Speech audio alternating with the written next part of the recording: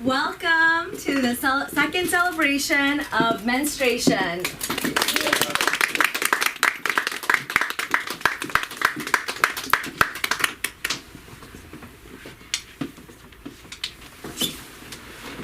Thank you so much, everyone, for being here. A very tall mic. Take care of that. Hi, Chuck. A little tech help.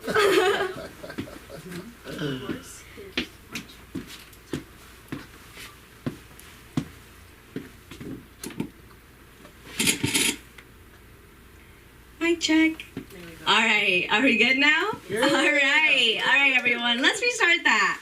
Welcome to the second celebration of menstruation, a dignified menstruation exhibit brought to you by the Global South Coalition of Dignified Menstruation. We are so excited to be here with you today in Los Angeles with our second celebration. That's right. Let's give it all for everybody that is here today, all of the organizations that have made this possible, all of the partnerships, as well as all of our beautiful models here. Here to be visualizing menstruation in order for us to be able to actually see the beauty that is menstruation, that is the biological phenomenon, to see what menstrual discrimination consists of, what is the spectrum of menstrual discrimination, and how does it impact us in our individual lives, in our interpersonal relationships with others, with ourselves, with society at large, with the global field at large, and also with our health, right? So when this exhibition was brought into play, this was a celebration of the International Dignified Menstruation Day that takes place on December 8th every single year. And this year, 2023, we'll be celebrating the 5th International Dignified Menstruation Day. Thank you so much. It is a wonderful initiative that was founded by Radha Paudel, who is the founder of Dignified Menstruation. She is a menstrual activist, and she is from Nepal, and this is a grassroots organization that begins in Nepal but has transcended over 50 different countries. And I, Milia Dikari, am the director for the Global South Coalition for Dignified Menstruation North America chapter. Thank you so much.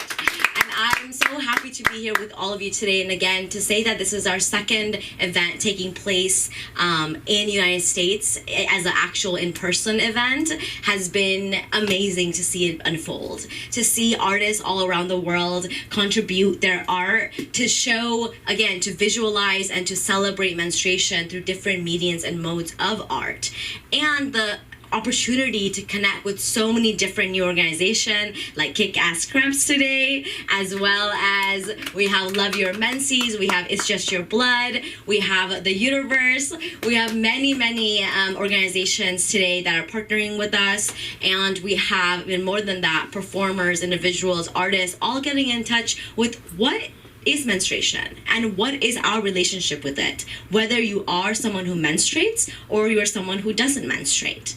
And dignified menstruation is this framework that is uniting together to transform the global understanding of menstrual discrimination.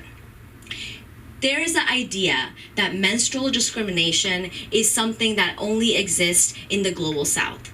Again, another division of the world depending on GDP and capitalism and neocolonization. So how do we decolonize the body? How do we decolonize menstruation? And how do we do it in a way that we are able to reclaim our power and for us to be self-empowered? So dignified menstruation is this theoretical framework which states that menstrual equity has to prioritize dignity. And currently, the menstrual movement, it is changing. It is changing every single day. But the historic and current menstrual movement's focus is on menstrual products. It's on infrastructure, which are vital components of dignified menstruation. But the missing piece, the integral, is the root. How does the menstrual discrimination exist? What is the origin of menstrual discrimination? How are the values of misogyny and patriarchy, how are they manifested through menstrual discrimination? When we are addressing things that of gender-based violence, like rape culture, sexual assault, child marriage, female mutilation, rape, sexual harassment, catcalling, all of these things are symptoms of menstrual discrimination and this idea that we have our human right, which is not given to us. And we have a human right to bleed with dignity. We have a human right to have not just protection or products for the 5, 7, 10 days that we're bleeding, but the idea that we are in our menstrual phase in every single day. If you are someone who menstruates, you are in some sort of your menstrual phase since the day and even before that you were born. You have pre-menarche, menarche, your menstruating years, pregnancy if desired, perimenopause, menopause. All of these are important, vital transformation and amazing, transitions in our life. And it's something that is neglected by society, by the medical community, the institution itself. And being a medical student and seeing how we treat the female reproductive system, seeing how we treat reproductive justice in the name of medicine, in the name of allopathic medicine, in the name of moving forward with reproductive rights, but not actually understanding what is the value of ovulation. How is it beyond tied to our fertility? How is it tied to our endocrine health? How is it tied to our bone health? And I'm so excited to hear more from Brittany today. But I'm sure she will educate us so much more on nutrition. However, these are things that I can't tell you that I've learned in all the things that I should have learned in my years that I've spent studying. And this is due not to negligence or time constraints, which does exist, but it's also due to deliberate, intentional decisions on what is being taught and how it is being taught. And so this is something that we all have to reflect on our personal lives when we go seek a healer. Is it a doctor? Is it is it an NP? Is it a PA? What kind of holistic framework do they work with? How are we thinking about our own bodies? How are we thinking about menstruation, about our own health? So all of these components are why dignified menstruation exists and why today we have celebration of menstruation. And thank you. Yes, give it up for all of us. And it's amazing to see us being surrounded by all of this different art, celebrating menstruation, celebrating and prioritizing vulva-centric art. And it has just been an incredible support from all the different chapters around the world. We're excited to see us growing here. And if you see us and you want to grow with us and you want to be a dignified menstruation advocate too, and you want to partner with us, please, Instagram, Dignified_menstruation, Facebook, Global South Coalition of Dignified Menstruation. We are everywhere. Twitter, we're on our own webpage, dignifiedmenstruation.org.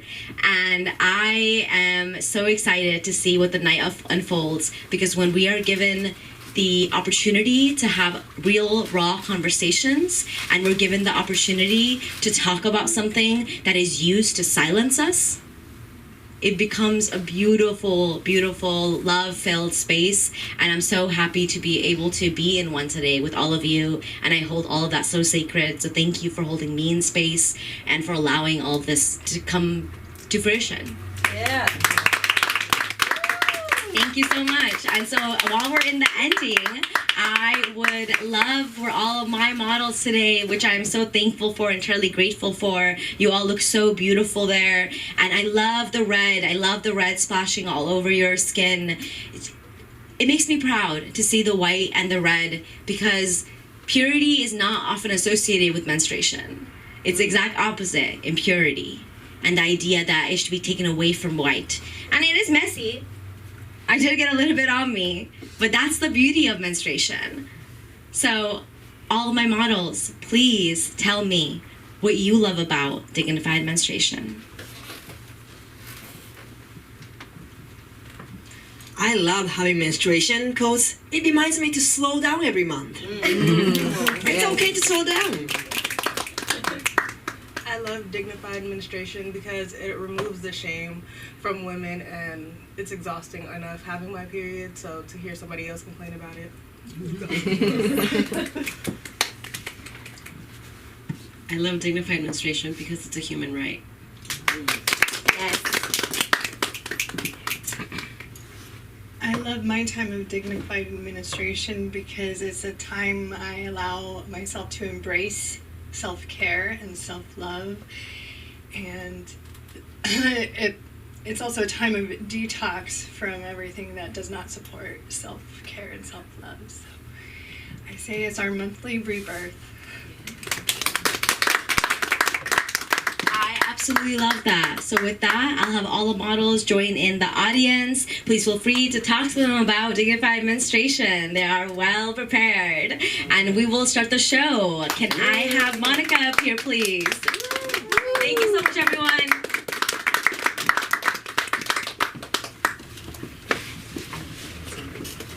Thank you so much, guys. Give it up for all being here. So, my name is Monica. I'll be hosting for y'all today. I'm so happy to have everyone here, and this is just such a beautiful event. And I'm so happy that we all get to come here and share all this beautiful art about menstruation. I'm a comedian. I work at LA School of Comedy. I'm representing LA School of Comedy, who's hosting this place. Can we get a round of applause for LA School of Comedy? Just to quickly promote the place, we do open mic, we do live and live streamed open mic comedy nights 3 days a week, all year, Monday, Wednesday, Friday, 7 p.m. So if you ever want to try stand-up or rant about what you hate about in the world, that's what this place is for. We also offer classes and coaching and just any opportunity to get better at making jokes. And I think it's really important to make jokes about menstruation, because when we're able to make comedy about this, we're able to take control of that situation. So for me, that's very important. And and I think, especially as a young person, and I've spent a long time of people making jokes about periods that are laughing at periods, and we're not here to laugh. If that makes any sense, we're not here to laugh at periods, but we are here but we're trying to make a difference of making comedy about menstruation. So I think that's a very important distinction. So yeah, we're gonna kick off an amazing night. Has the Zoom up yet? Yes, we are.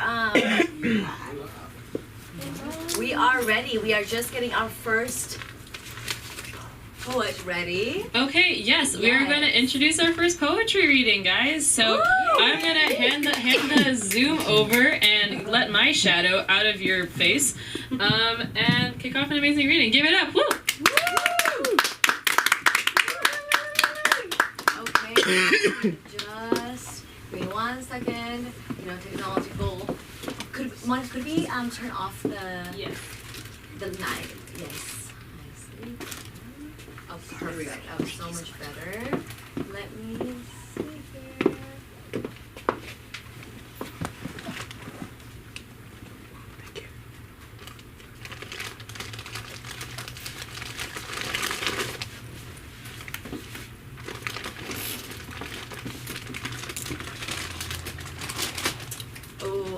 Looks like they are having some technological problems.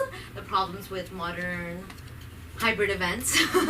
So let's move on and let's have the first. Let's start off with the workshop. Yeah. Let's start off with Brittany.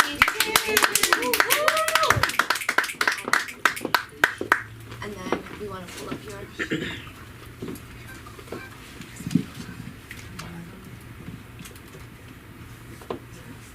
Yeah, if you'd like to. I'm so tall. And then I decided to wear 5-inch heels. You look amazing. You can take a seat on the stool if you'd like. And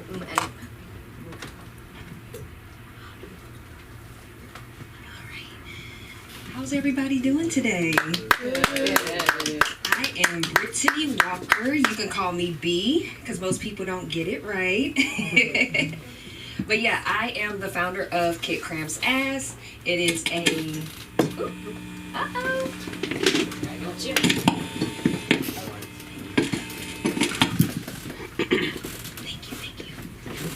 Mic check, 1 2 1 2. Okay.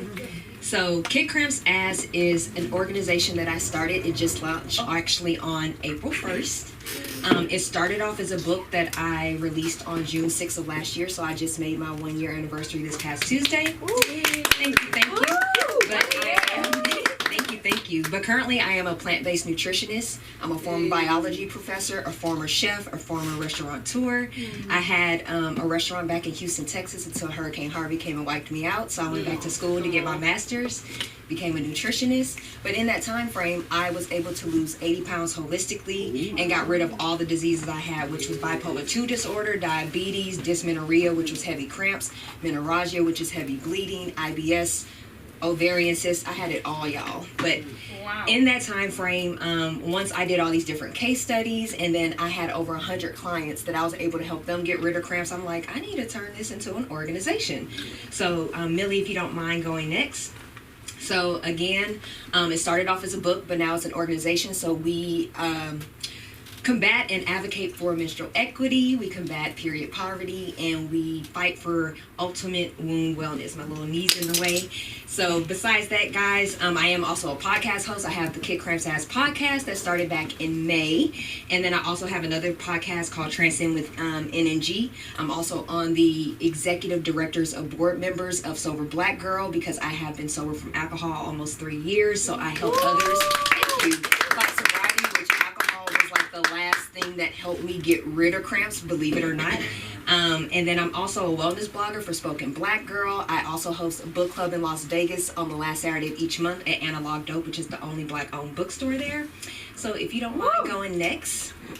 So I want to go through a mini icebreaker. We're going to talk about when we know better, we do better. And then the real path to the fountain of youth, because I truly believe what you put in and on your body determines your real path to the fountain of youth. I've noticed since I've been plant-based, which would be 7 years this year, I have added more life onto myself. And I noticed just the difference in my endurance, the way that I do things, joints not hurting anymore, and then a menstrual blood chart. So if you can go next, Millie. So first I want to ask, what words come to mind when you think about your period? Just throw it out there. Blood. Pain. Cramps, tampons, frustrating, all that goodness, right? So if you don't mind going next, Millie. So when we know better, we do better, right? So recognizing your uterine health issues with yourself and your family is the first thing you need to find out. I wrote this book. And then my mom wanted to tell me, oh yeah, by the way, I suffer from fibroids. And I'm like, why the hell you didn't tell me that several years ago when I first got the ovarian cyst? Or, you know, like we could have been had this taken care of. So I think knowing, having those hard conversations with your elders. My mom was born in the 50s. So it's just certain conversations they don't have. My dad's family's from Louisiana. My mom's family's from Texas. So it was, you got your monthly period, you get your pad, you go on about your life, and you have the curse each month. It wasn't no proper way to holistically get rid of these things. And then I think it's also important that if you see any repetitive signs or diagnoses that you have that maybe your mom or your grandma, your sister, your aunt had, that is the sign that you need to say, hey, maybe it's something that we're repeating. Maybe it's a certain bad habit we keep doing. Maybe it's something that we're eating. Maybe it might be the product that we're using that can help you really get rid of your menstrual cramps. Because if you really, really want to know, you're not supposed to cramp each month. You're not supposed to cramp at all, but it's because of what we're putting in and on our bodies. And so Physical activity history, knowing like, was there any physical activity? Even just working out 30 minutes a day, and you might think, I don't have 30 minutes. Going on a 10-minute walk in the morning, when you're on your lunch break, doing another 10-minute walk, and then walking 10 minutes, and when you get home from the evening, that's your 30 minutes right there. So just being mindful of those things, because when you're stagnant and when you don't have physical activity on a daily basis, that is when disease comes into your body, and it doesn't allow you the opportunity to detox the toxins that are in your body. And then lastly, track your progress. There's so many different menstrual apps, guys. I actually use P-Tracker. I've been using it since 2018. And I mean, you can put your mood, you can say what your symptoms were, you even can list how many times you've had sex and if it was unprotected, so you can keep up with those things, because all of these things actually play a factor into your menstrual cycle. So if y'all can go next for me, please. And I apologize if I'm talking too fast. Please tell me to slow down. This is normally a 2-hour class that I put into, like, he said, a morsel. I condense it down for 10 to 15 minutes, so I apologize if I'm talking too fast. So also, shifting your mind to not what you want, but what you need. When you look on TV, I know that burger looks good. I know it looks juicy. I know when you want to use a certain face product, and you're like, well, everybody using it. You know, Rihanna has Fenty, and she's using that. But if you really look at the chemicals and the ingredients on some of these products, they're not supposed to be going in your body. And if you look at a label, it goes in descending order on what was the most ingredient, or the first ingredient listed. Normally it's the largest ingredient in that thing. So those are things you want to be mindful of. Take that time and go look up each one of those ingredients, and I promise you, when you look them up and you see that over half of them are related to cancer, uterine health issues, fibroids, endometriosis, infertility, it's going to wake you up a little bit.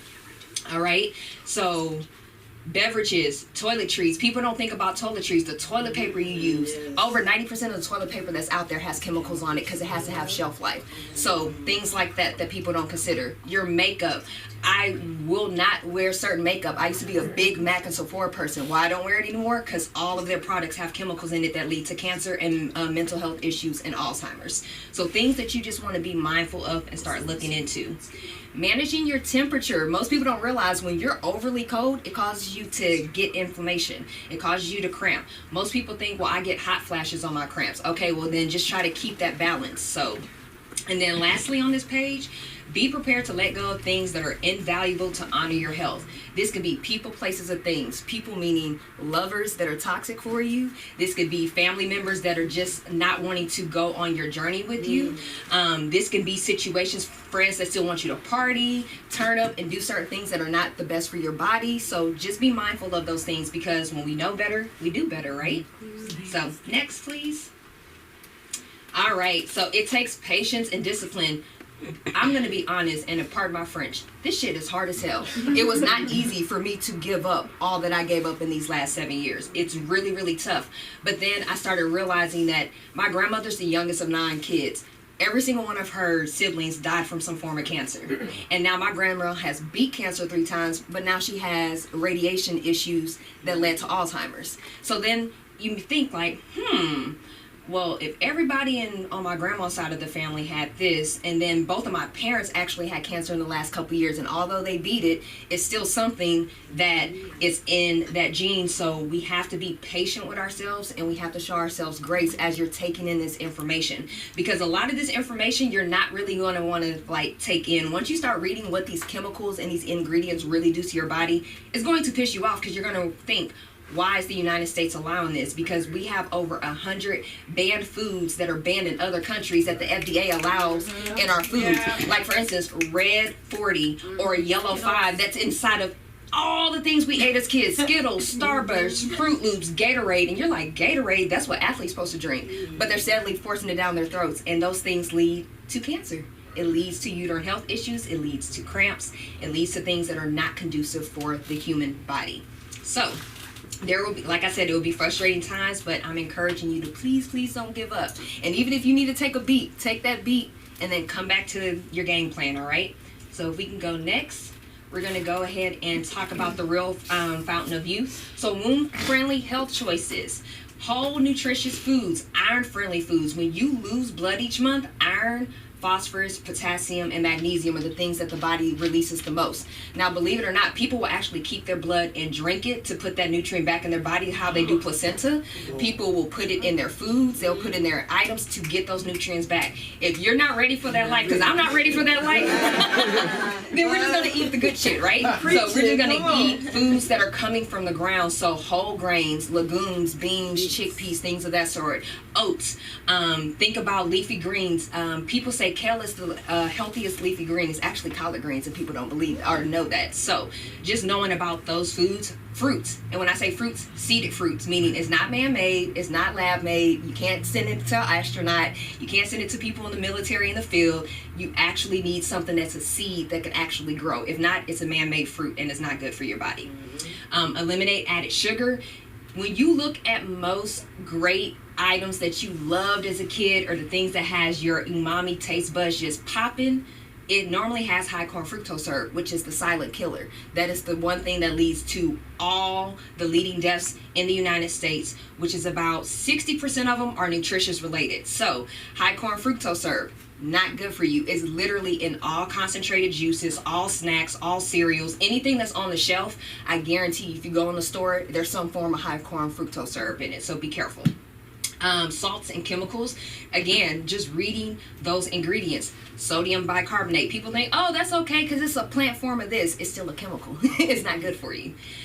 Eating a variety of colorful foods each meal, so your plate should look beautiful. It should look like the pride rainbow.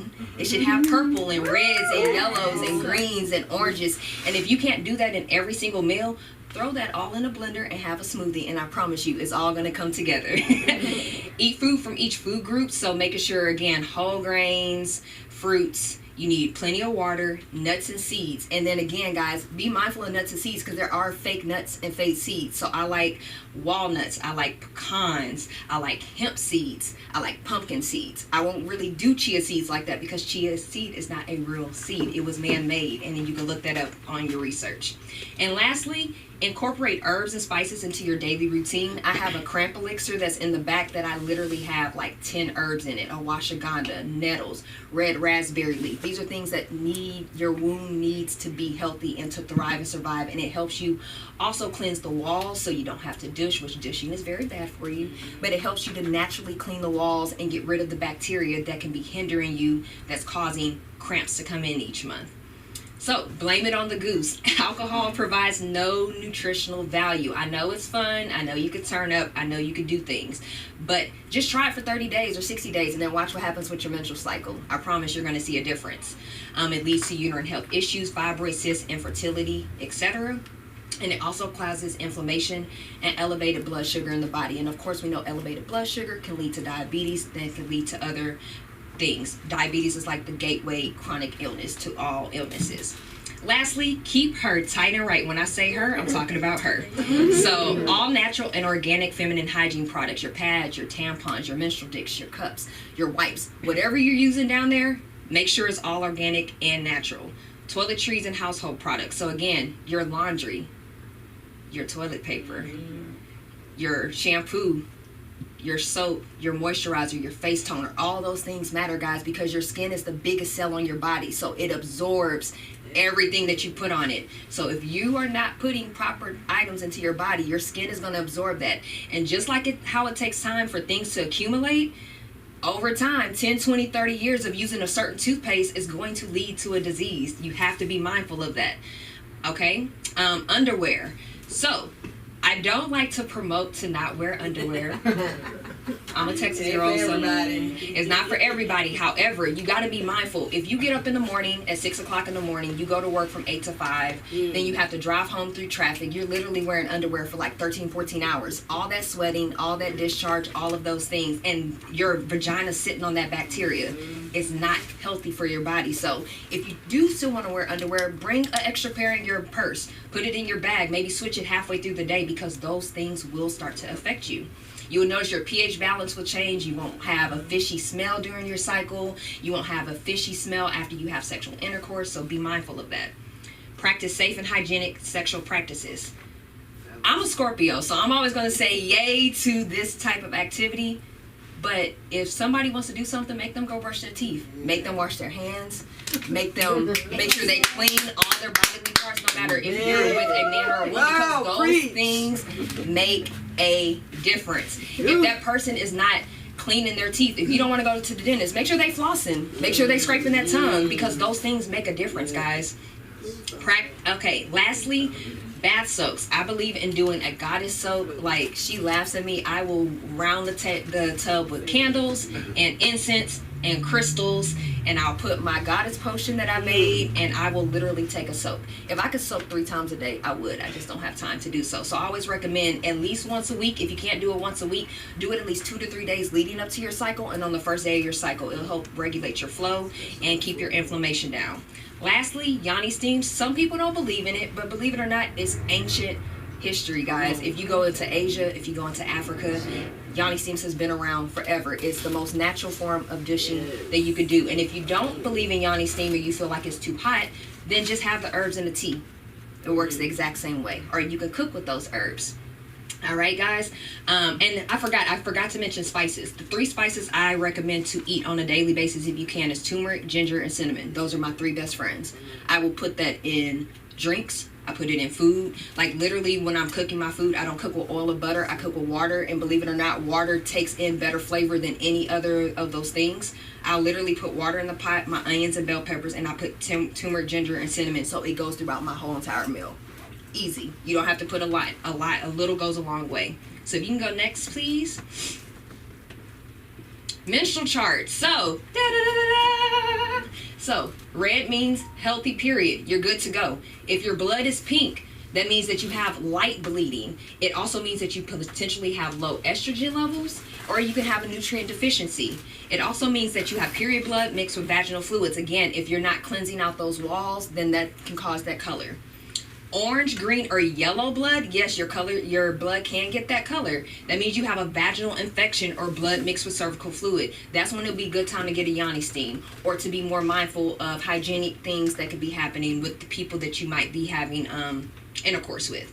Purple blood means you have high estrogen. So again, things that are high in soy, alcohol, fried foods, red meat, all those things cause your estrogen to go up each month. So be mindful. Blood mixed with cervical fluid, heavy bleeding, a symptom of an ovarian cyst, PCOS, or endometriosis. And if you have brown or black blood, that means you have blood from a previous cycle that just did not come off your walls. And that's not good, guys. You would think, oh, it's okay, it can come out next month. But if it's been sitting there for 28, 30 days, you're going to start having a smell. Your pH balance is going to get off. And lastly, if it's gray, that means you have bacterial vaginosis. You can get rid of that. But again, just clean practices, watching what you're wiping with, making sure you're wiping the right direction will be helpful with that. So we can go next. To recap, guys, so this is a holistic wound revitalization works. It takes mindset shifting. It's discipline and patience. It can work. Guys, I have been to so many OBGYNs. I've had to have several ovarian cysts move. I've been on all different types of birth control. I've been on all types of medication. None of it worked. But when I went holistic, it all went away. I even had it to the point where once I start reversing diseases, like my optometrist, I used to wear glasses. I don't have to wear glasses no more. That I went to 20/20 vision. They wrote an article about me. My dentist wrote an article. Okay. My diabetes doctor wrote an article. But my OBGYN, she wasn't feeling it. She was the number 3 OBGYN in Texas. She was like, nah, I'm not going to write about this because I make my money from birth control and pharmaceuticals. So capitalism, white supremacy, y'all know all that, how that goes. Any questions or concerns? Does anybody have questions or concerns? And if you don't want to ask out loud, come see me in the back little sexy corner over there. And I'll be able to talk to you in privacy. And then products and services that we offer. We have our Kit Cramps as the book. Babe, can you hold up the book in the back for me, please? It's got a little girl holding her little stomach cramping with blood running down. And then I have a crystal garnet bookmark that goes with the book. Garnet is a very powerful tool for your root chakra. It will help realign your root chakra and help with your wound. I have the cramp elixir I mentioned, a chrysocolla tea infuser. Chrysocolla actually helps with regulating your blood flow and getting rid of inflammation.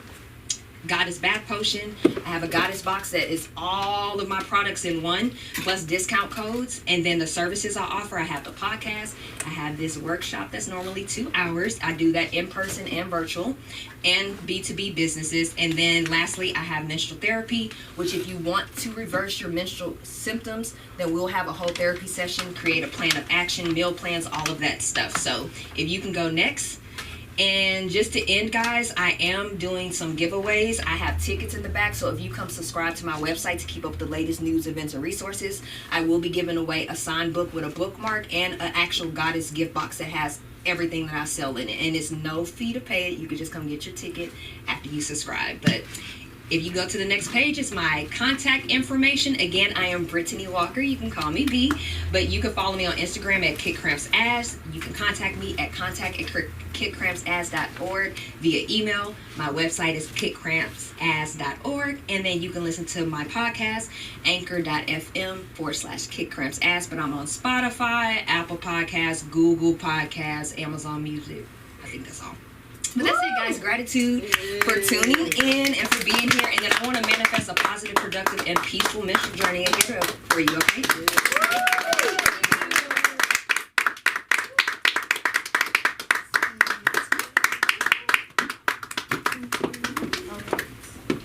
Thank you for not showing the ladies. Thank you so much, Brittany. That was amazing. Yeah, she just did it. Can I have everyone give one last round of applause for her? Thank you so much. Thank you so much, Brittany. I actually see a nutritionist way back in the day. My nutritionist told me I needed to eat more high volume foods, so I ate a loudspeaker. We're about to kick off the comedy and other performances section of this show. Ooh, yeah. So exciting. So I'm going to start off and do a little bit of my time, if that's okay with y'all. Yeah. Thank you so much. Are we all good on Zoom? I am trying desperately.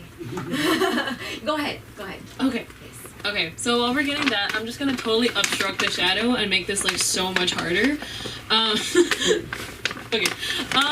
Yeah. So you also mentioned you're a plant-based chef. I am vegan too, or I've been vegan for around 3 years. I did eat a pack of Chips Ahoy last week, which in the plant-based community we call a hypocrite.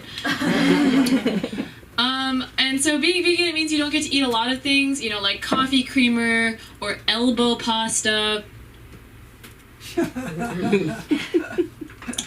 And you know, and a reason I love vegan cuisine. Like I love getting to try all those like new kind of like fake meats or meat-based or plant alternatives to a lot of popular, you know, comfort foods. And the main reason that I really like that is not just for the animals or the planet, but it's because I think vegan cuisine gives a voice to all the marginalized vegetables. I think, and a lot of those vegetables that particularly come from Southeast Asian or East Asian cuisine, like if it were not for vegan restaurants in America, jackfruit would have no place in this country. Neither would cone jackfruit. No offense. I love jackfruit. I love jackfruit too. No, like my grandma has a jackfruit tree in like our house in India. Like that has no place here. Anyways, but now you can get that shit at Trader Joe's because it looks like pulled pork. Anyways, so thanks for that. I know we're here to talk about menstrual advocacy, which is a very important issue, and I'm so glad that all of you here are here to talk about the issue and dedicate time to supporting that cause. And we're particularly talking about menstrual advocacy in marginalized populations. And I want to quickly bring to attention a particular marginalized group that's disproportionately affected by issues in menstruation. I'm of course talking about astronauts. Some guy once told me that women shouldn't be in space because if they got their period, it would go up.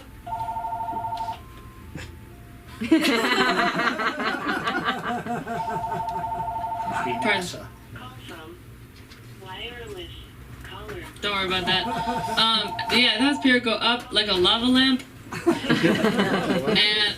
I just want to let you all know for the record that that's not the case. That's not what happens.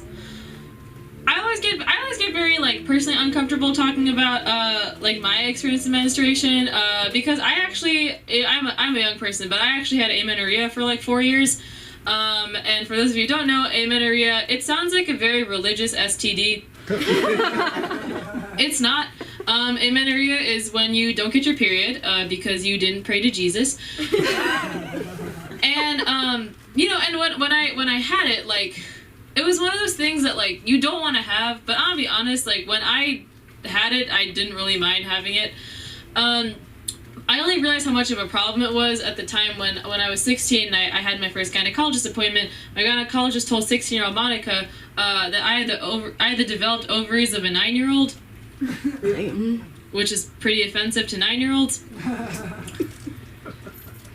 But, amenorrhea, for those of you who don't know, is very bad for you. It messes up your bones, it messes up your fertility, it messes up your hormones, and it makes middle school girls really jealous of you. Like many of you here, I've been microdosing on steroids, which is called birth control. I completed a course of birth control, but when I was on it, when I first started taking that pill, it really, like, especially after once I didn't have amenorrhea anymore, it really, like, upped my sex drive because I had more eggs than an Easter Bunny orgy. And I just started getting attracted to everything with holes, just men, women, Groundhog's Day, bagels with Swiss cheese in them. That's 2 types of holes. That's holistic. I'm here for holistic health. When it was, like, super rainy outside, like, in LA, I don't know if all of you here are from LA, but there was, like, a month where it was just raining all the time, and I started getting this crush on this one girl who had this, like, yellow umbrella and this, like, yellow raincoat, and my friend came up to me, she was like, Monica, stop looking at the Morton salt container packaging.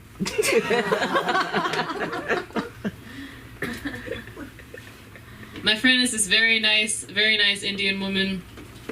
She's a woman on the Land O'Lakes butter packaging. It's getting hotter outside, even though it's pretty cool outside. But it's getting hotter outside for the most part. And I know a lot of us swim here, and a lot of us are trying to get that hourglass figure. But personally, I don't want my ankles to be that big.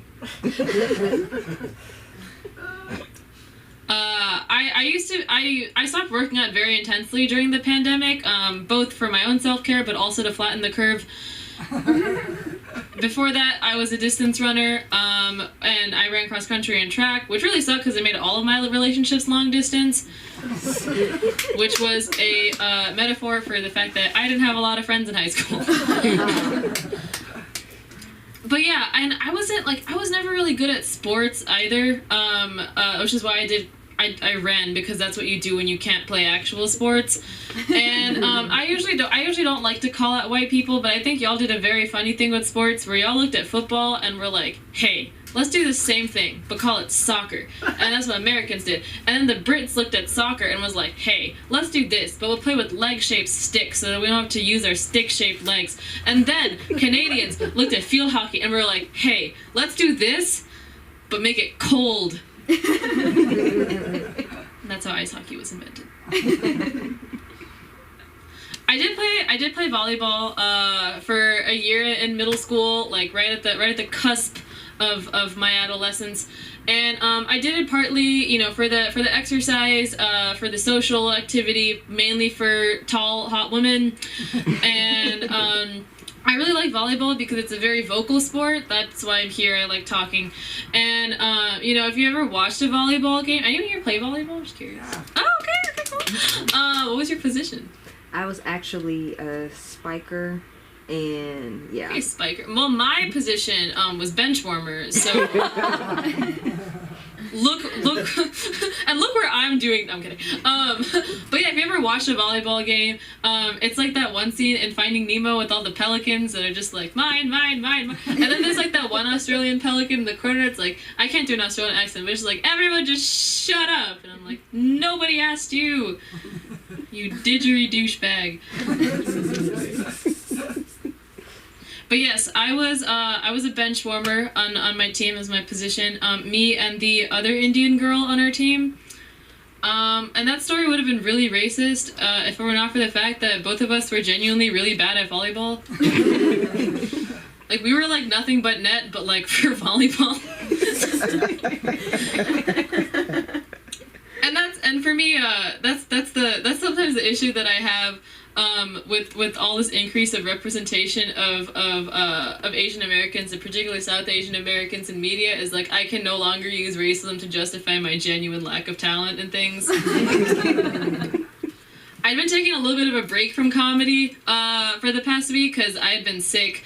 And I was taking very bad care of myself nutritionally, and it was one of those weeks where I was like, Monica, matcha is not a vegetable, even if it's green.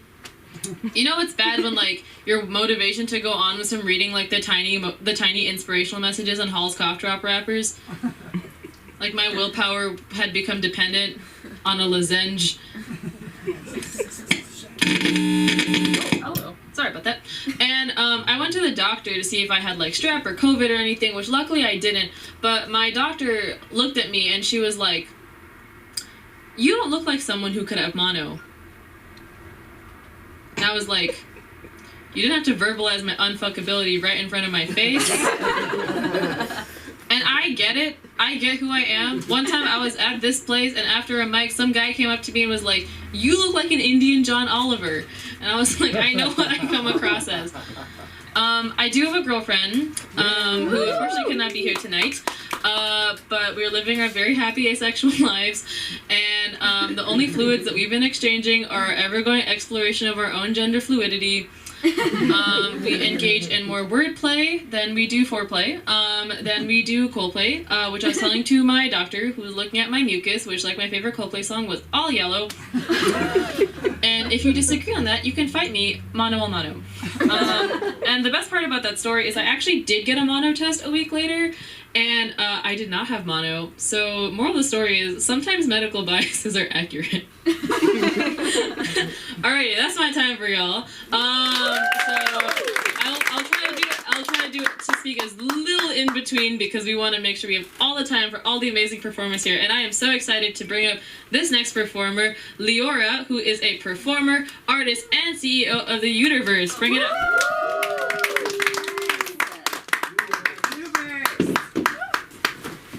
Hello. Hi, everyone. Hi. All right, I'm gonna get settled up here. Is everybody doing okay? Yeah. How's everybody doing? Woo. So we're like going around the world. There's people from everywhere around here.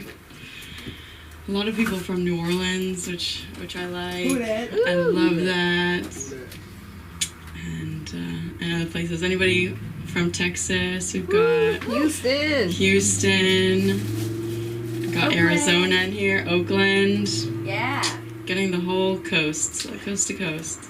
I was born in New Orleans, but I grew up here, so I take pictures of my food. I shamelessly sharing pictures of my food and my coffees. So today I'm here to, I'm gonna share a little bit of comedy with you, maybe a little bit of music as well.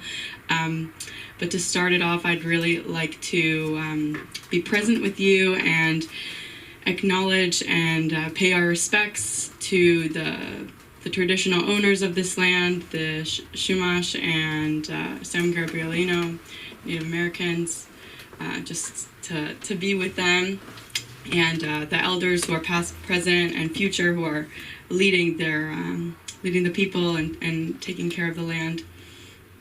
So thank you for being here with me, and for everyone who's with us in spirit as well. All right, I'm gonna get on the floor, guys. Yeah. I'm a floor performer. Go ahead. You guys will see a lot of me here. So I know I look like, a girl, a lady. People often tell me I'm a woman, but really I'm just reliving my prom night. Shamelessly, I'm trying to, show up and be like, oh my God, who's that girl? This is actually my prom dress, yes. Wow. Nice. Beautiful. I should be embarrassed, but I'm not. It still fits me. And I can't really it's not really a travel dress, but it works. It works. And I like to be called more of an amalgamation of atoms and electrons, protons, and neutrons. Don't gender me. Electron me, okay?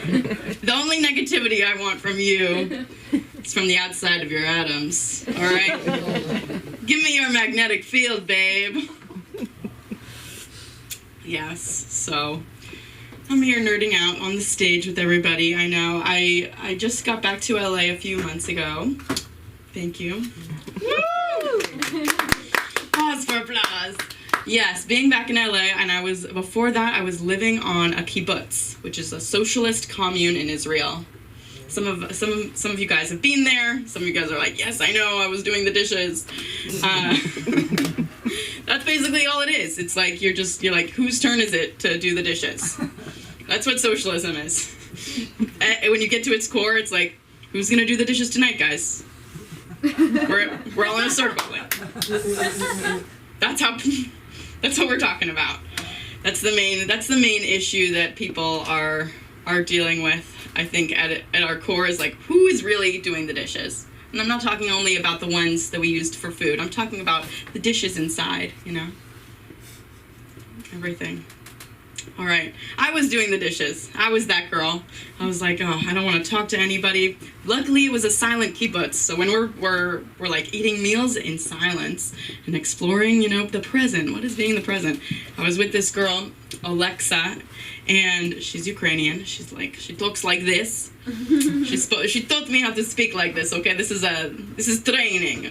She said, when I'm not freaking out over like the big trauma that's happening in my country, I'm trying to connect myself to my body, to my womb and my sexuality. I want to release my sexual energy, so I do this exercise once a day.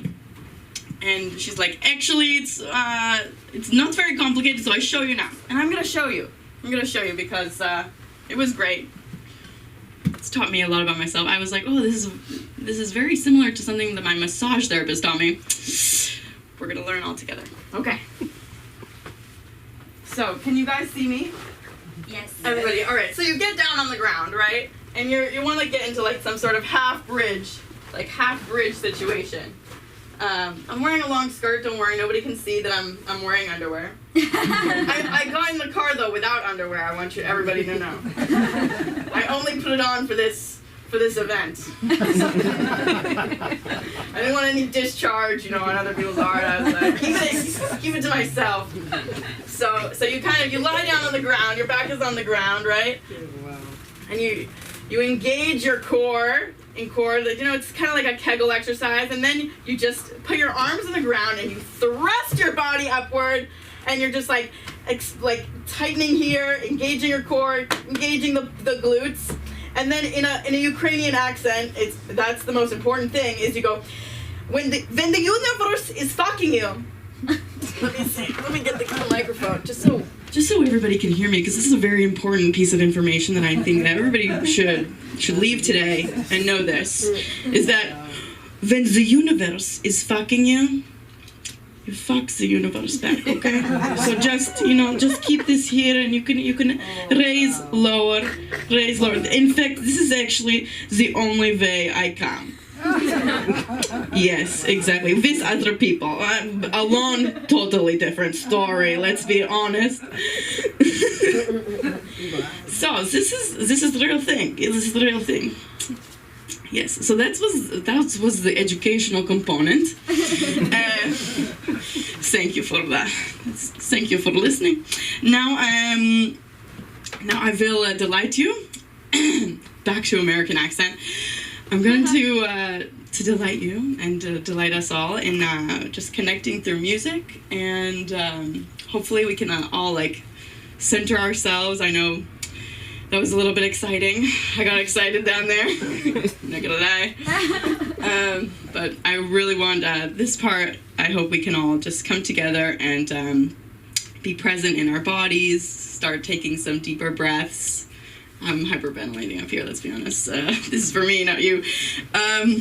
So I'm just going to take some deep breaths, and I want to share with you guys a song that I've written. It's about the cycles, it's about the earth, and and I'm really excited to share it with you guys. I might cry. Oh, thank you so much. All right. Okay, let's see. All right. Am I good for time? Yeah. Okay. All right. Okay.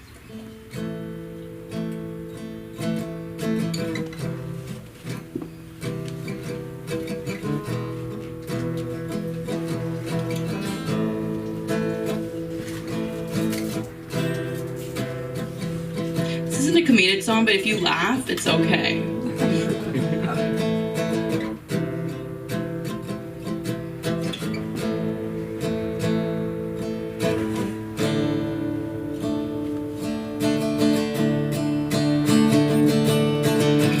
It's like water coming out of my leg, like a fountain and a river instead. They told me no, they told me dirty I should hide. So I went out and I was naked in the light, and I said, I'm gonna cry, I'm gonna cry. This bloody tears inside me. I'm gonna cry, and I'm gonna fly.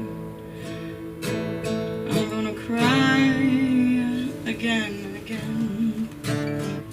It's like a river flowing out from inside me.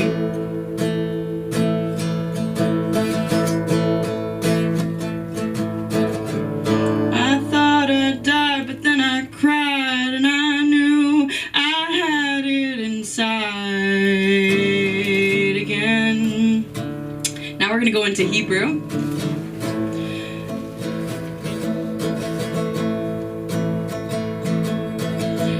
Ima Adama, Mother Earth.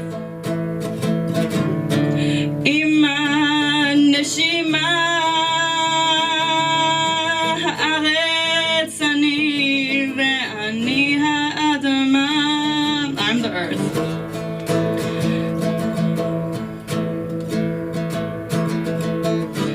Ani Hamizron, Ani Ha'adama, Ani Ha'aretz Haneshima. I'm the earth, I'm the breath. Ani Hakol, Ani Hakol. Okay. All right.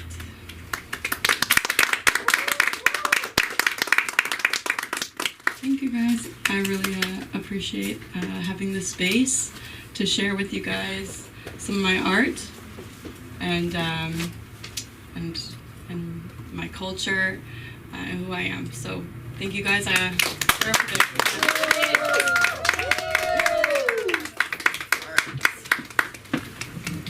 Oof.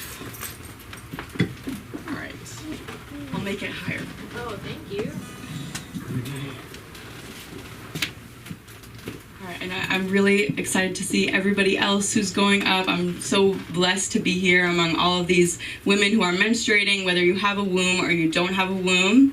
It really doesn't matter. We're all here together. We're like part of the cycle, and we give life, we bring life, we create, and that's really beautiful. We're here.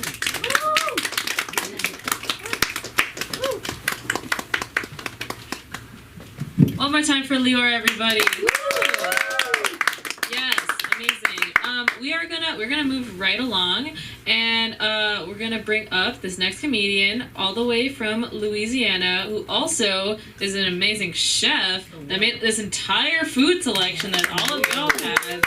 So all of them a reason to clap. So we're gonna give it up for Royal. Well, damn, I wasn't prepared. How y'all doing?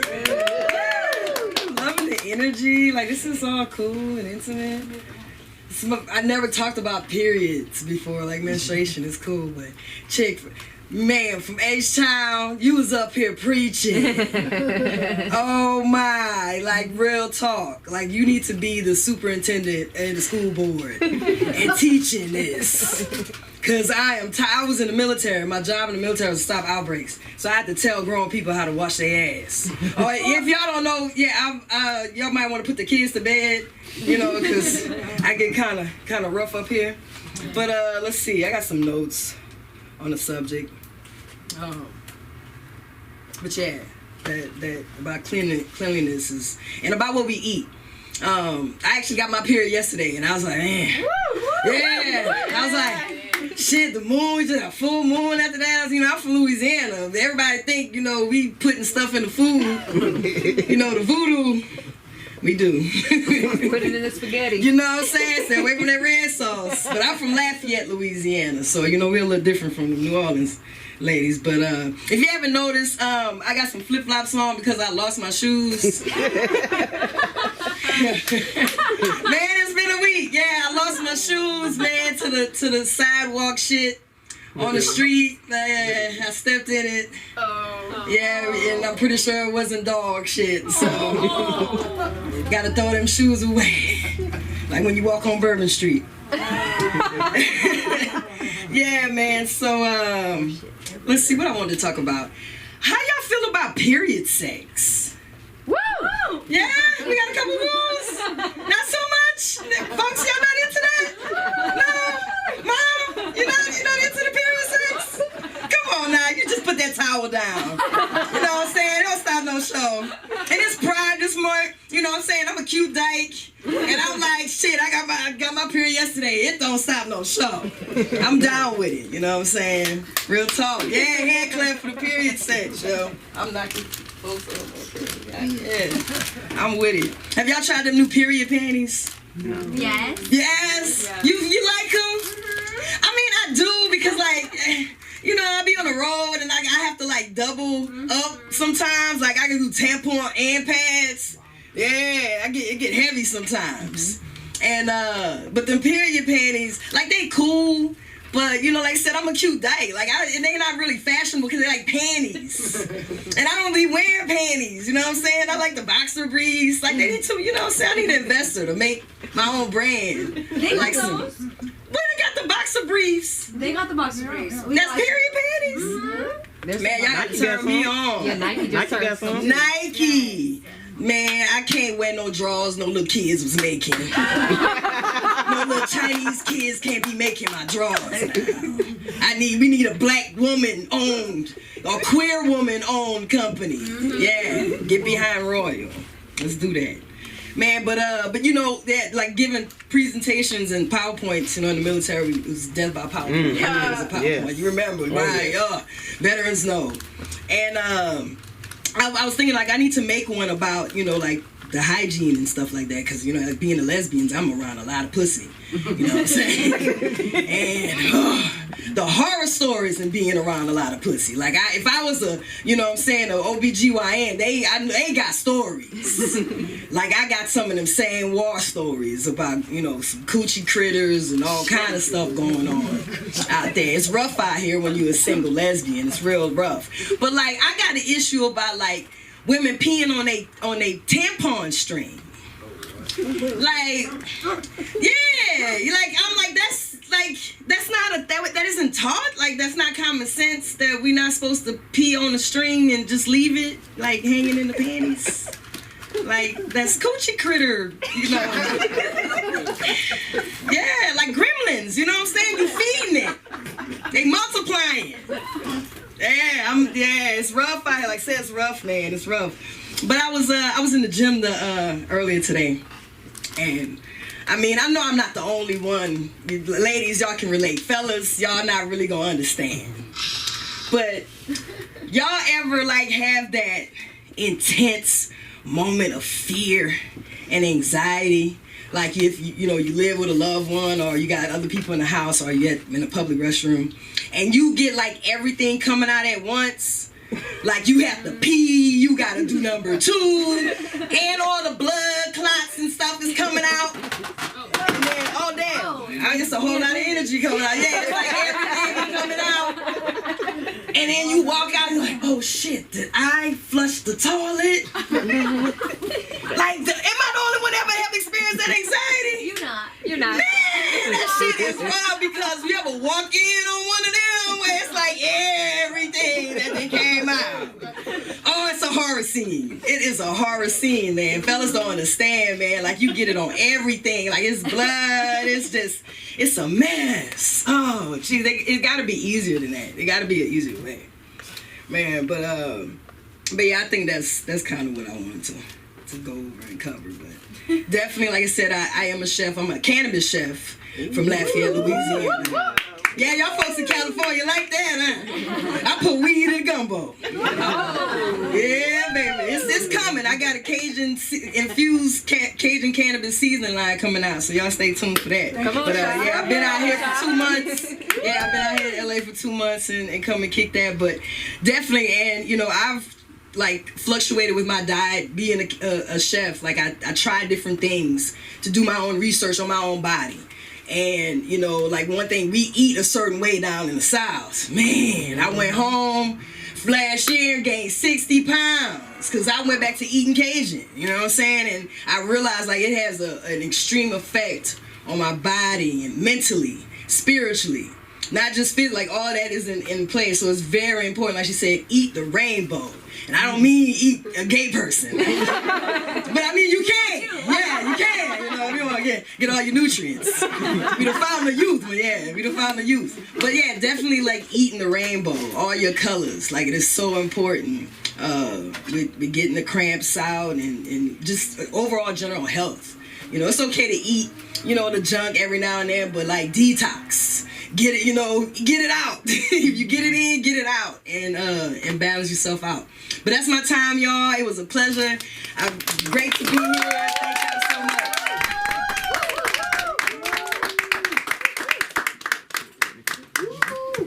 One more time for Royal. You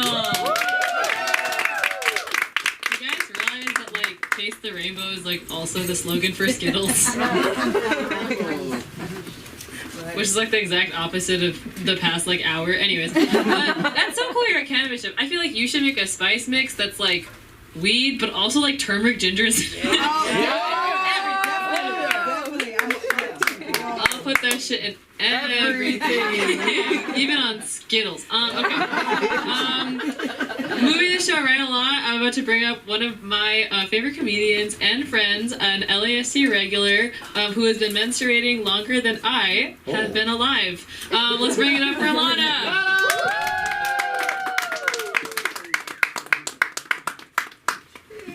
Hi, everybody. I gotta move it up even higher because I don't think I will show on the camera. Hi, everybody. I'm Lana. Thank you guys for coming out for such a great cause. A little about me. I am first generation Arab American. Okay. Not the oil kind of Arab, the Palestinian kind, which it gets no generational wealth, only generational trauma.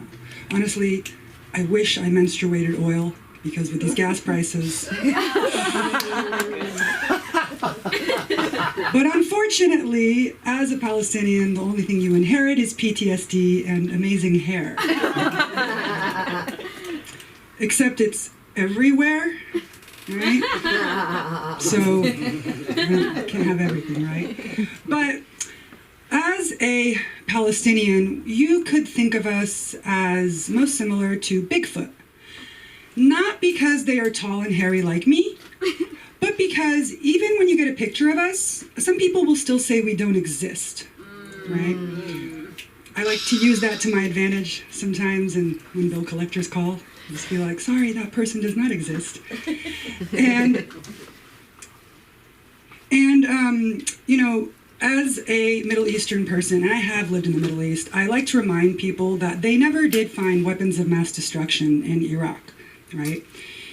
Because we don't have weapons unless America sold them to us, right? The real weapons of mass destruction in the Middle East are slippers.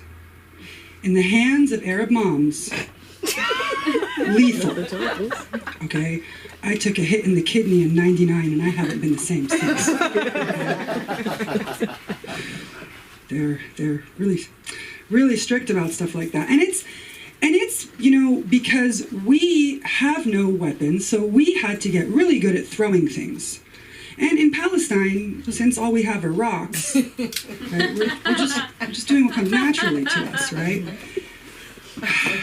But since then, I have been here in America. But when I was young, my dad decided to move the entire family to the Middle East.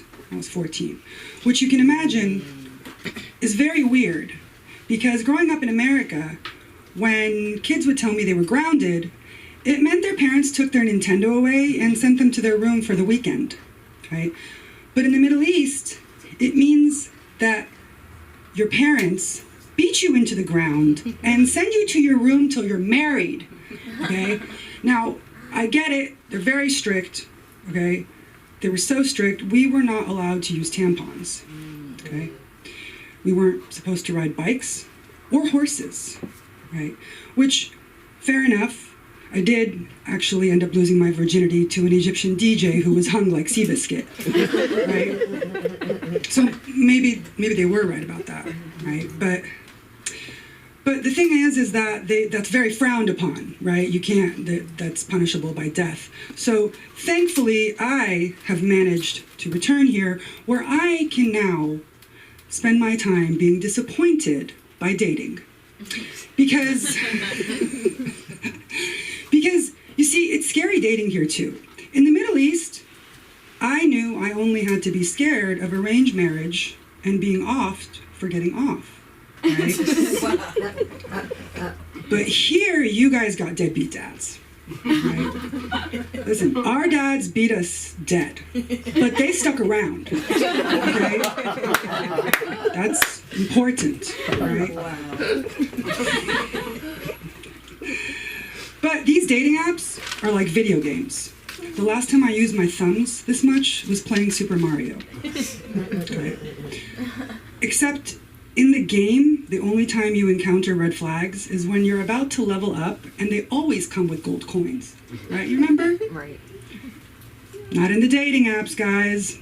The red flags will never have you leveling up, and they also never come with gold.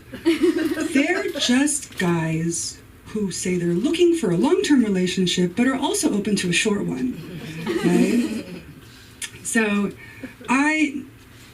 now that I have discovered dating here, and I had to live in the Middle East, I realized looking back that I went from having the choice of arranged marriages or death to being bored to death by men who speak exclusively about themselves and have no interest in marriage, right? I'm not sure which one is worse. But on top of all this, there are so many shows now where they are literally promoting arranged marriage. Have you seen these shows?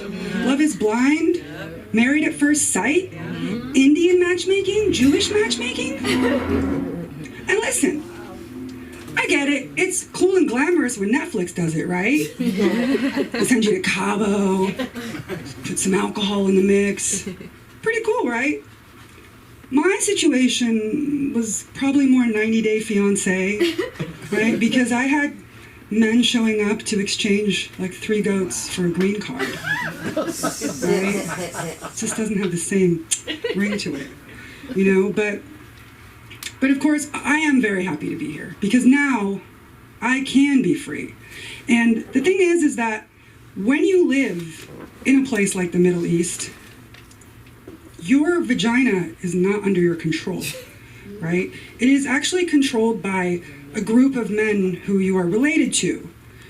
Something kind of like they've elected themselves as the rulers of your vagina. I like to call it a dictatorship. But now I can be the dictator of my own vagina.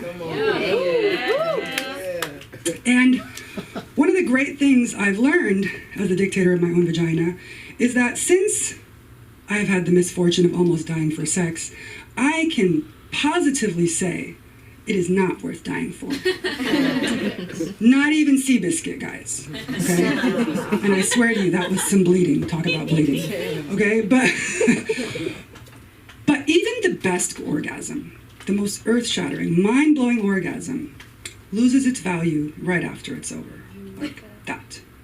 And as women, we understand this. As men, they call this post-nut clarity. But you know what doesn't lose its value? Real estate, gold, government bonds. And let me tell you, it's really hard dating and not being able to talk about those, because those are the important things, right? Because I'll tell you what, sex is great, but money is better. So I will leave you guys with my closing that I like to leave everybody with, as I have struggled. If any of you know a man who has any of those things and would like to share them with an emotionally abusive 6'1" Palestinian woman, please have them find me on TikTok, Instagram, or my favorite Cash App. Thank you.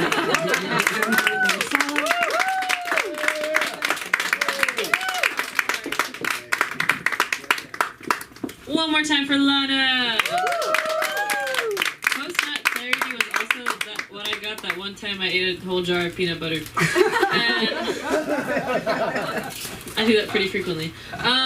So we're at a celebration of menstruation, but I am a strong believer that you don't have to menstruate to celebrate menstruation. Yeah. You can celebrate things that you're not a part of. That's why my Indian ass gets Christmas presents. We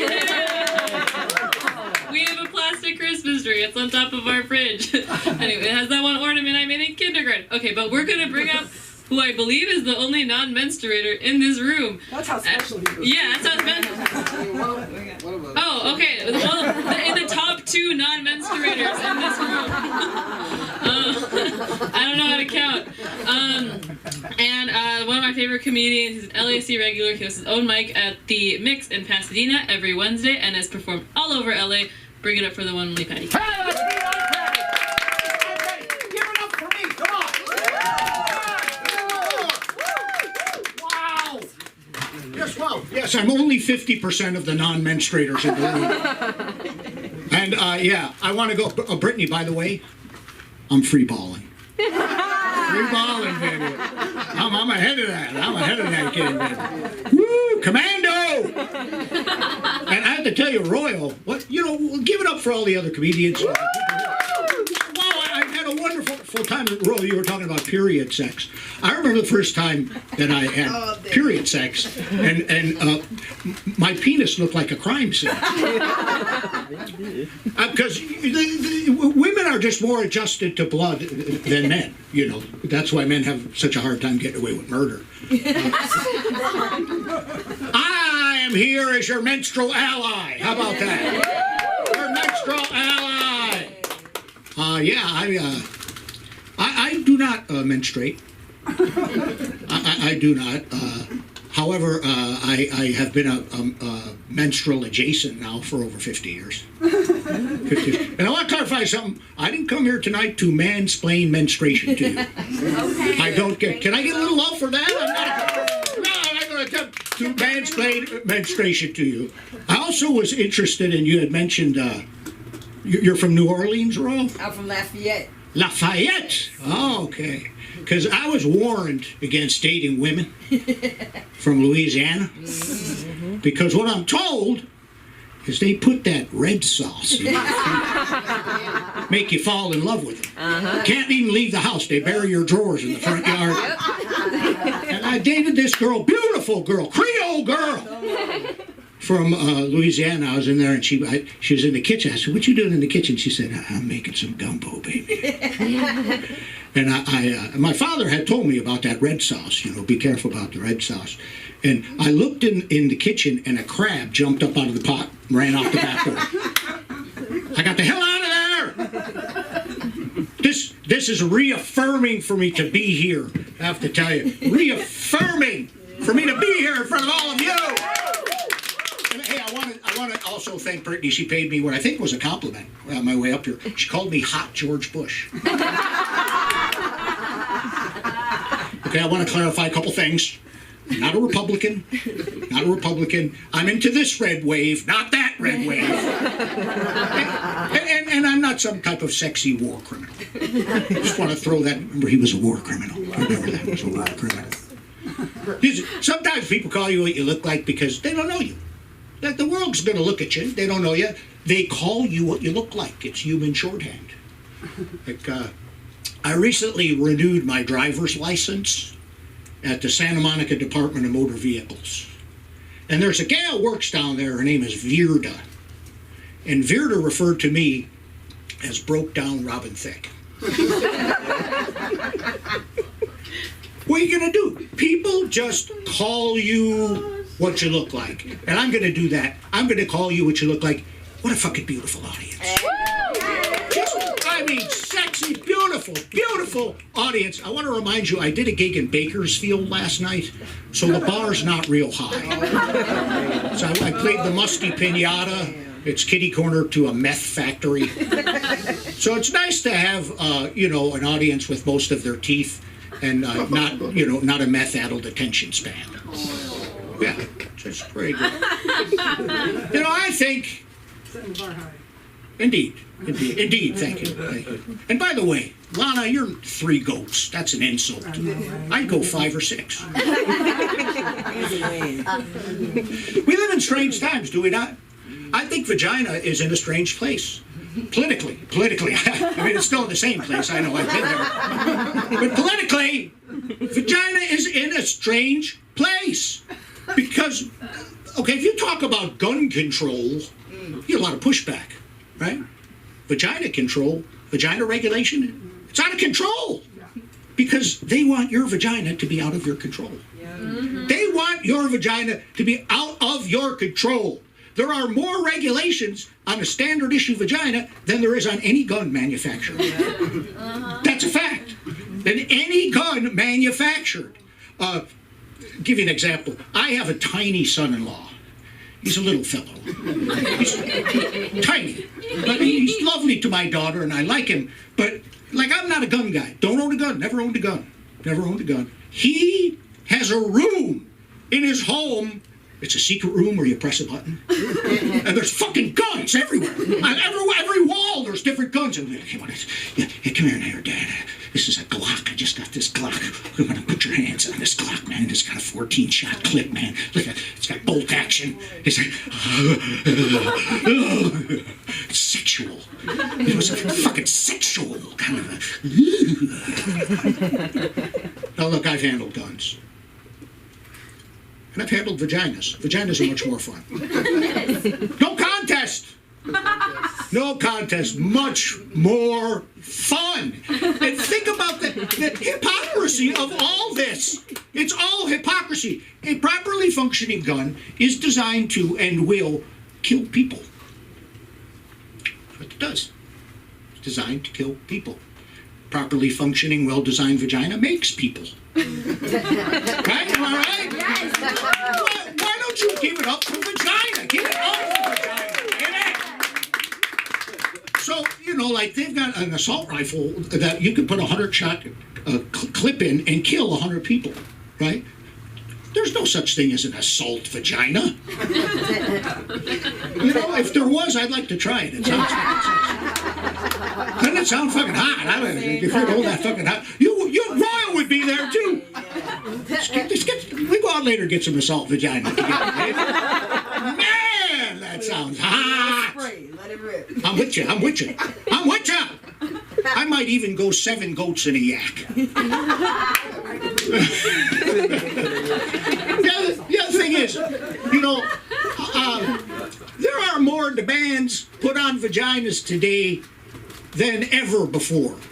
By that, and can I speak freely? Yes. I'm going to lean in because you seem like a good group. I don't understand the fascination with bald pussy. That makes no fucking sense to me. I mean, if there's grass on the field, it's time to fucking play, baby. That's a sign from God. Am I doing 5 or 10? 8. 8? Okay, I was told 10, but that's okay. You guys weren't mad at me, are you? No, go for it. it's like it's a message from God. And I came of age sexually. You know, I'm a little older than you guys. I came of age sexually in the kind of 70s. It was the Bush era. Yeah. Not the Bush administration. That came later. The era of big, beautiful, plentiful, bountiful fucking Bush. Come on. Damn it, we love that Bush. You know why? There was pussy behind it. Yeah. Men love anything if there's pussy behind it. If there might be pussy behind it, then we fucking love it. Back then, women just had two bushes. They had their winter bush, which was a little wider. They had their summer bush, which was a little narrow. The only grooming that was required was called a bikini line. It was bikini line. And that was just so when you wore your bikini, you didn't look like a bearded hipster in a mask. So listen, I'm going to wrap this up, if that's okay with you guys. I'll wrap it up. I really don't want to go. I love you. I love all of you. I want to stay. Well, on my way back from Bakersfield, I stopped at this place, Fuddruckers. Have you been there? Oh, fucking delicious hamburgers at the fucking Fuddruckers. And you ever see a couple you can tell they've been together a while, but they're in an argument, but they're being quiet about it? Like, kind of like people doing charades on cocaine. And all of a sudden, the guy, I swear to God, says, "Rebecca, I don't want to hear any more about your periods." I know. Then he leaned in. He said, "I find it disgusting." I was shocked. I was in awe. Because, can I just say this out loud as a non-menstruator? Yes. Menstruation is a beautiful celebration. Yes. Say it again. Of the fact that you're not going to be a father for another 30 days. My name's Patty! You can find me at Patty, PADDYFORCOMEDY. You guys have been great. May the least you ever get be the most you ever wish for. Keep it up! Give it up for Monica! Come on! One more time for Patty. I did not know about your son's your son-in-law's gun room. That, safe to say, puts the NRA in enraging. Ha ha ha. Ha ha ha. Yes. Just want to say for the record, for the viewers online, my pussy is not bald.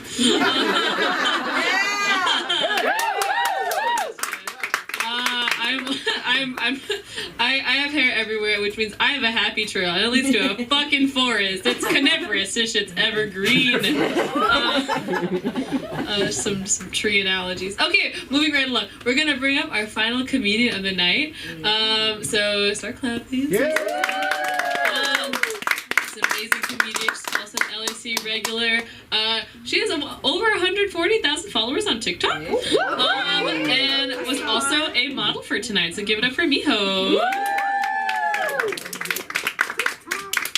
Hey, I'm Miho. It sounds like my son in Spanish. Sounds like I don't have menstruation, but I do. It's supposed to be Miha, but Miho. Hey, so I'm from Japan originally. Right. Grew up like kind of shameful about period. It kind of sucked. Like I remember Japan tradition is mom makes red rice. Yeah, and then my dad comes home and Miho, congratulations. I'm like, thank you, bro.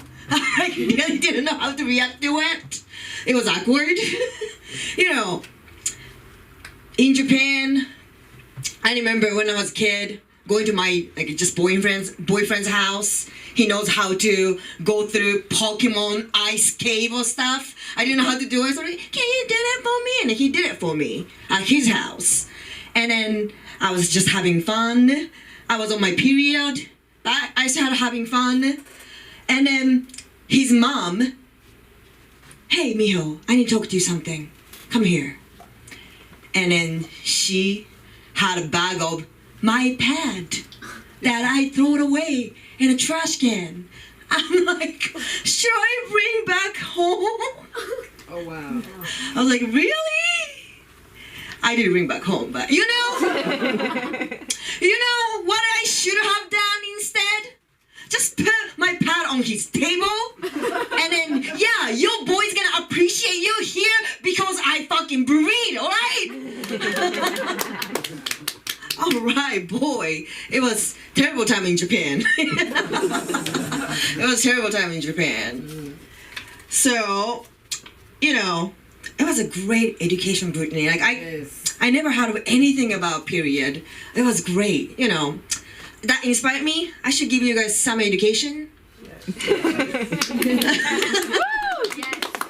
Does anyone recognize this? Yes. Well, you know. I know. I've done this joke in front of you, so you cheater. I just know what it is. Oh, okay. Yeah. Then I love you, but I love you. So this we know, but this is a clitoris. Oh. Most people have this in your coochie. Like, you know, I need to be serious. Let me. So all we see is here, right? But actually, we have these legs all behind the walls, unseen, right? No one knows, right? And we only touch here. And then when you fuck, like it didn't go in like this. Going like this, right? It's inside the coochie, like this. And then everyone got like the thickness of a wall is different. So I'm like this maybe? Or maybe like this? Like that makes you come missionary, like, right? I never came. I thought it's a myth. But some people like this, but I'm like this. Never reached to creatures. So, you know, if you touch from here, it's all same. If you come from creatures, all same. So, you know, your boyfriend suck he doesn't do that. Just dump him. He's like, oh, you don't come inside? What's wrong with my dick? What's wrong with your education? And your effort, dude? So ask him to just touch gently. Yeah, that's my education. I can teach you guys. I'm passionate about, you know? It's okay, you can't come. It's okay. I put it back. I got 2 crit today. How lucky. I got 2, so men can find for sure. What else? You know, I realized talking about period is like talking about my sister. Yeah, I talk shit about, but you can't tell me it's shitty. You know, like once someone talk about my sister's shit, I'm like, my sister is amazing. Like I fucking hate her, but she's amazing. You don't talk shit about my sister. You know, you don't speak about period is amazing. Yes. Period is great. But I can't talk shit about it, you know? I'm the only one allowed, because I fucking breed. So, yeah. You know, having women body, it sucks, like in many ways. Period is one of it, but like people getting camel toe? I hate that. Like, people sexualize or people disgust. I mean, it's here all the time. It never left my body. It's always here. So, like, you don't have to get excited. You could guess. It's here. You know. Like, I wish I could leave it at home. So, you know, I had a better excuse for, oh, I'm sorry, I can't have sex tonight. I left it at home. I was going to bring, I sent reminder and I forgot at home. I'm so sorry. I wish I could do that, but I can't. So, yeah, camel toe. It's there. It's fucking there. Oh, God. You know, actually, I'm on PMS today. I'm really bad PMS. I realized recently it lasts for 2 weeks because of my ADHD. It's like everything's so sensitive. I feel periods fucking walking towards me. I'm like, she's coming. She's coming. Every month. God, I hate that. But I can't talk shit about it because I own. So I want to sing song. This is kind of like my period anthem. I love it. It's based on the song "We Are the Champions" by Queen. But I would call it "We Need Tampons." I pay for my tampons month after month. I've done my meditation and no communications help, so shut the fuck up and bought period crumbs. I'm about to puke and breach the tampons toxic my puss, but cheaper than unbleached tampon. I mean, how the fuck makes sense? We need a tampons for free. And we breathe in pain till we get. We need a tampons. We need a tampons. No man is up a pussy if we don't get free tampons every month.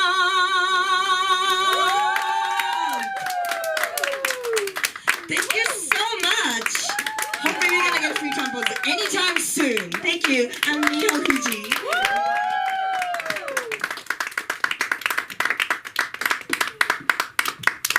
One more time for Miho. We're just gonna rap for like all the comedians going up, and this is not an excuse for y'all to clap for me. This is for everybody. This is for everybody. All of y'all were super great.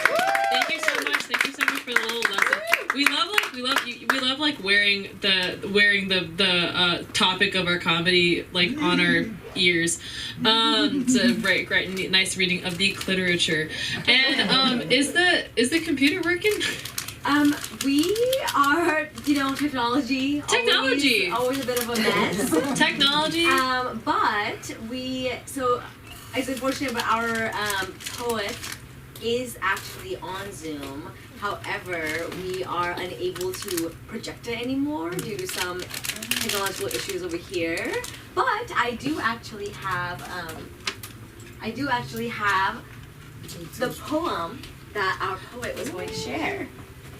And now we're gonna give it for a reading. Here, I'll let you do it. I will humbly go ahead and read this poem for our poet. So thank you so much, Shanae, for being there. And we're so sorry for the technological mishaps. BRB, I am bleeding. BRB, I'm bleeding. Allow me to rest in the season of my inner winter. BRB, I'm bleeding. Surrendering rather than suppressing my intuitive calling to slow down. BRB, I'm bleeding, an experimental death of the parts of self that no longer serve my highest calling. BRB, I'm bleeding, drawn into my monthly descent, feeling everything and nothing at all. BRB, I'm bleeding, I'm most productive when given the space, grace, and slow pace for the cyclic rebirth. And the poet, again, is Vinay A. Blades, and you can find her on Instagram at Vose Devinay. Please come up later and take a look at this. Thank you so much to our poet for being there. And again, apologies for technological mishap. It was beautiful. Thank you so much. Another applause, please, for her.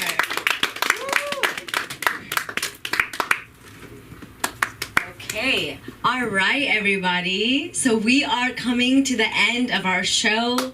I just want to thank you all from the bottom of my heart for being here today, for sharing your talent, for sharing your hilarious jokes, allowing us to share space with you to laugh, to feel uncomfortable, to feel awkward, to know that those little jokes and to know those, awkward tribulations that are shared, to know that we have experienced them. Letting period diarrhea? I know. Oh, I know. And I know you know. That feeling when you get up from the chair and you're wondering, oh, did I just bleed? Did I just bleed Waterfall Niagara here? And that was me actually minutes before we started our show. We actually had to go back to the hotel to grab my Flex. And I love my Flex, by the way. Shout out to Flex Company. Let us know if you want to partner with us. Because Flex is an amazing menstrual product who actually is designed by a menstruator, which is different from the classic menstruating products, which are often designed by non-menstruators. And it's something that they really, really adapt to the shape of our fornix, which is a space right behind your pelvic wall or the bone. I know, the vagina is like amazing. It's like a labyrinth. Like you keep going and going and just finding different crevices. So essentially, it's really there for us to explore, and I hope that we can do some more of that in the safety of not just others' judgment, but ourselves, right? We often judge ourselves a lot. And if you do own a vulva and you have never explored it intimately before or seen it, I would really highly recommend that you get a mirror, you open up, and you go ahead and take a little look, and you love that vulva. And also, for our non-menstruators, take a look at the balls as well. And just remember, as other comedians pointed out, that we are all made from the same bits, right? So all of the same kinds of nerves, muscles, all the same kind of skin tissue, everything is just rewrapped, is really how we should think of ourselves. Tubes within tubes, and we're just all rewrapped. Although I will say that we did win, since the clitoris does have like a bazillion more nerve endings. So it's kind of an amazing little special gift that God has for us. So I think we're chosen. I think it's our chosen right. All right, everybody. I don't want to hold all of you longer. I know it's been a long show, and we had a little bit of delay, as always. In people of color time, we love to come a little spicy, a little late. But again, dignified menstruation is the belief that we all deserve dignity in our menstruation, which means in every single day of our lives and beyond, and even before that. It means that there is prioritization of dignity and of non-discrimination, non-judgmental, of loving oneself, of believing in oneself, of believing in one's community. And it's really the inherent belief that that menstrual blood is not dirty, and it is not impure, and it is not unhealthy. And it is instead something that tells you so many things about your own health in general, your endocrine health, your hormonal health. It also is something that really impacts our social status. So we have to take a look at the deeper meaning of how it is reflecting on our social status. How is it making us either feel less than or be perceived as less than? How does the society play that out? What are our own rules in it? And how can we dismantle it? One at a time. And it starts with us looking at ourselves or at our vulvas in the mirror and loving on ourselves, accepting our truths, seeing what are the barriers and obstacles that are in our way, whether internalized or actualized, and to work on removing those barriers, unlearning and relearning the positive, the loving, and the dignified way. So thank you so much for being here. And this is our second celebration of menstruation. And I hope that I know you are all in community with me. So thank you so much. Have a good night.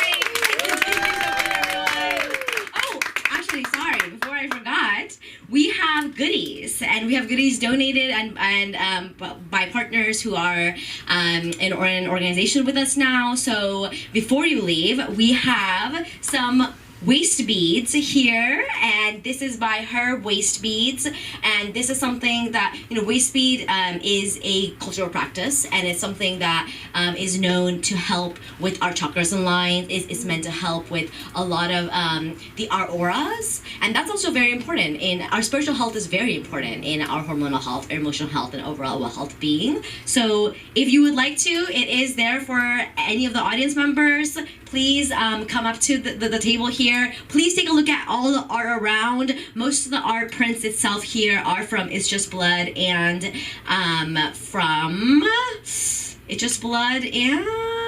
oh my gosh, and blinking out.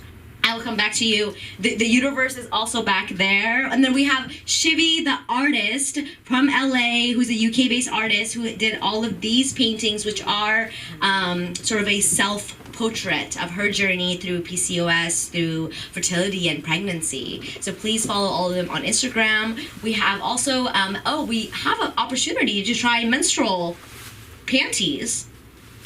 We have that donated from Majesty. So thank you so much to Majesty. Thank you for Brittany for introducing me to all the different organizations and partnering with us. And Brittany also has goodies for you. So please mingle around, look at the art, get the info, talk to me, let me know if you want to be in more of these events, and let's just keep the love going. So thank you so much.